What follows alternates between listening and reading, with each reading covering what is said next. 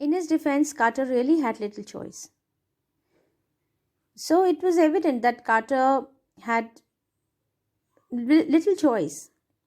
The ritual raisins, with the passage of time, had hardened so much that they had cemented the pharaoh to the bottom of his gold coffin, and no amount of force could pull out Tut's mummy from the coffin.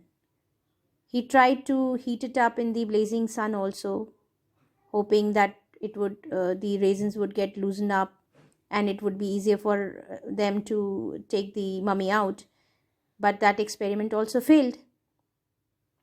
So he had no choice left than to chisel the whole solidified material, the mummy. If he hadn't cut the mummy free, thieves most certainly would have circumvented the guards and ripped it apart to remove the gold. If he hadn't done that,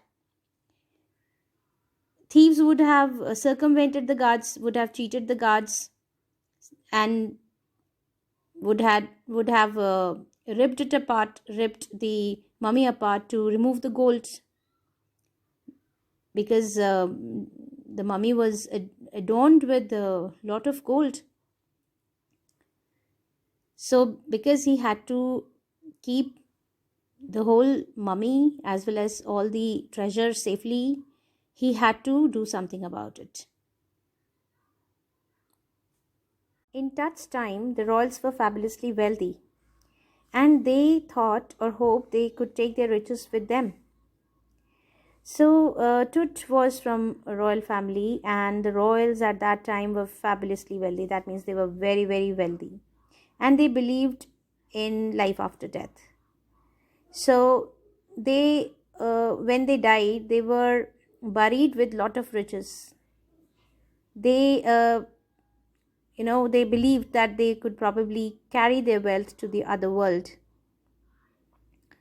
So Tutankhamun was also buried with lot of riches. For his journey to the great beyond, King Tut was lavished with glittering goods. Glittering goods means gold, lot of gold.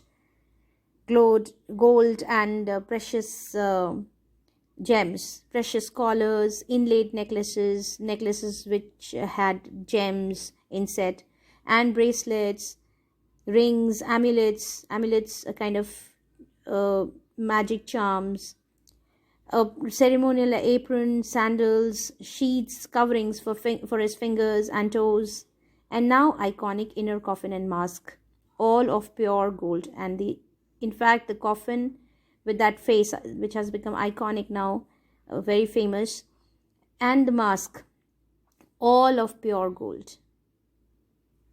To separate Tut from his adornments, Carter's men removed the mummy's head and severed nearly every major joint. Though Carter didn't want to cut or sever the mummy, but he could not do anything. He had to chisel away the solidified raisin to raise the king's remains. Because he feared that if he did not chisel out the body free, thieves would certainly rip it apart from the gold. So he had to sever it. So sever means chiseled, cut nearly every major joint to remove the mummy.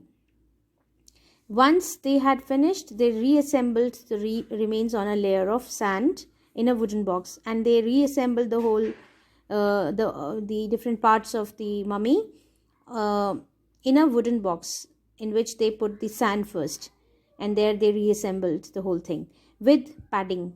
Wherever required, they put padding, kind of fixture or something in between was inserted wherever it was required to be gelled. That concealed the damage. The bed where Tut now rests, and it is now the bed where Tut now rests. It is still there in that wooden box.